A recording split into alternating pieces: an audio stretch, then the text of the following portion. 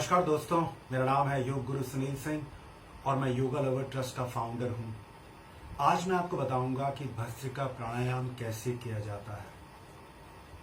भस्त्रिका प्राणायाम को हमारे योगियों ने लोहार की धोकनी से इसका नाम दिया भस्त्रिका, और संस्कृत में भस्त्रिक का मतलब होता है धोकनी, इसलिए इस प्राणायाम का नाम पड़ा।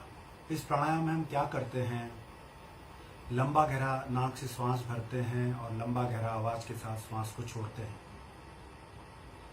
इस प्राणायाम के लाभ क्या हैं वो सारी चीजें आपको बताऊंगा और कुछ सावधानियां भी बताऊंगा। सावधानियों में ये प्राणायाम जिनको हार्ट की प्रॉब्लम हो, जिनका हाई ब्लड प्रेशर हो, गर्भवती महिलाएं जिनको अल्सर है, उन लोगों को इस प्राणायाम को नहीं करना है। और ग्रीष्म ऋतु में यदि आप ये प्राणायाम का अभ्यास करते हैं तो कम से कम 15 ग्लास जल का सेवन जरूर करें। इस प्राणायाम के हमारे शरीर में क्या क्या लाभ होते हैं वो मैं आपको बताता हूँ। सबसे पहले ये प्राणायाम वात पित्त कफ तीनों दोषों को हमारे शरीर में संतुलन करता है। हमारे शरीर में 72,000 नस नाड़ियों में जो विजातीय द्रव्य होते हैं वो श्वास के माध्यम से इस प्राणायाम में निकलते हैं।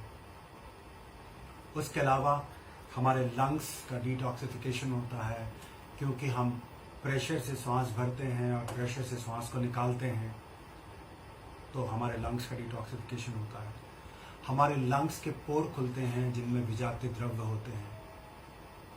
उसके अलावा ये प्राणायाम जो लोग अपना वेट कम करना चाहते हैं उनके लिए बहुत लाभप्रद होता है। यह प्राणायाम जिनको अस्थमा, ब्रोंकाइटिस, ट्यूबरक्लोसिस होता है उनके लिए बहुत लाभप्रद होता है। इनडायरेक्टली ये प्राणायाम थर्ड एंड पैराथाइरॉइड ग्लैंड को भी एक्टिवेट करता है। हमारे लेफ्ट हेमिस्फीयर और राइट हेमिस्फीयर में बैलेंस करता है। हमारे नाक के जो श्वास की जो नलिका होती है उसको साफ करता है, जिससे हमारे शरीर में शुद्ध ऑक्सीजन जाती है। जो लोग मोटापे से ग्रसित हैं उनके लिए बहुत लाभप्रद होता है। ये हमारे पैनक्रियास ग्लैंड को एक्टिवेट करता है, इंसुलिन का सिक्रेशन करने में मदद करता है। तो इस प्राणायाम को कैसे करना है मैं आपको 2 विधियां बताऊंगा। सबसे पहली विधि में आपको क्या करना होता है, आप चाहें तो पद्मासन, सुखासन में बैठ सकते हैं, अर्ध पद्मासन में बैठ सकते हैं। जो लोग इसमें नहीं बैठ पाते हैं वो लोग दीवार का सहारा लेकर भी इस प्राणायाम का अभ्यास कर सकते हैं।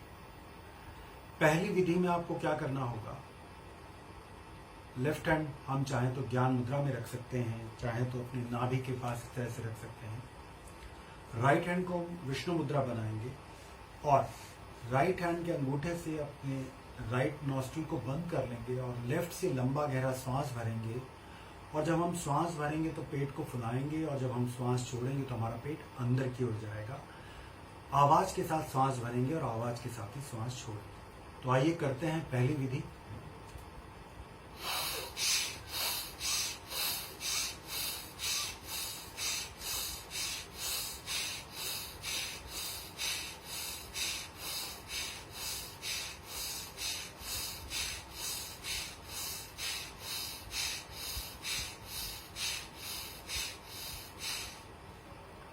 तो ये आपने देखा, जब मैं लेफ्ट से श्वास भर रहा था तो मेरा पेट बाहर की ओर निकल रहा था, और जब मैं श्वास छोड़ रहा था तो मेरा पेट अंदर की ओर जा रहा था। उसी तरीके से हम राइट नॉस्ट्रिल से भी करेंगे।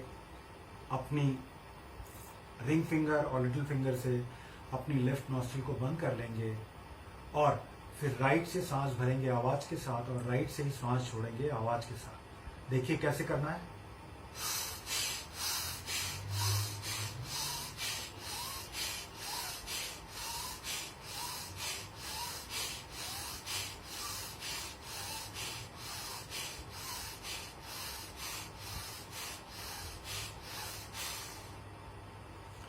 इस तरह से दोनों ओर से कम हम 20-20 बार अभ्यास करेंगे। और उसके बाद जो दूसरी विधि है उसको हमें कैसे करना होता है, उसमें हम हमारे दोनों हाथ जो होते हैं वो ज्ञान मुद्रा में होते हैं, कमर गर्दन बिल्कुल सीधी होती है और हम नाक से श्वास भरते हैं और नाक से ही श्वास निकालते हैं। देख लीजिए कैसे करना है।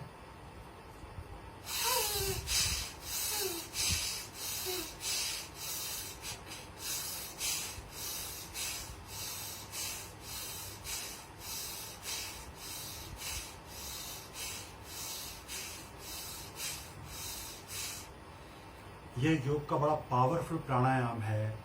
यदि आप इसको 1 से 2 मिनट करते हैं तो आप देखेंगे आप जल्दी थक जाएंगे। तो इस प्राणायाम को इनिशियली आप 1 से 2 मिनट करिए। पहली विधि को आप 20-20 बार कर लीजिए, दूसरी विधि को 1 से 2 मिनट करिए, बीच में थोड़ा सा ब्रेक ले लीजिए, सामान्य श्वास को भर लीजिए, फिर छोड़िए। ये तो मैंने आपको पहली विधि बताई थी। अब दूसरी इसमें जो विधि में क्या करना होगा, थोड़ा हम तेज श्वास भरेंगे और तेज श्वास छोड़ेंगे। देखिए कैसे करना होगा।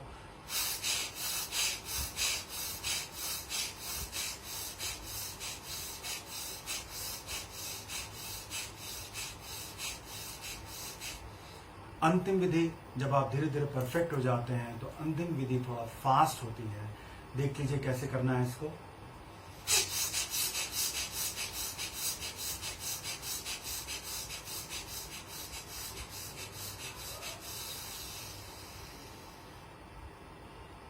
तो ये मैंने आपको दोनों विधियों में अलग अलग वेरिएशंस आपको बताए हैं।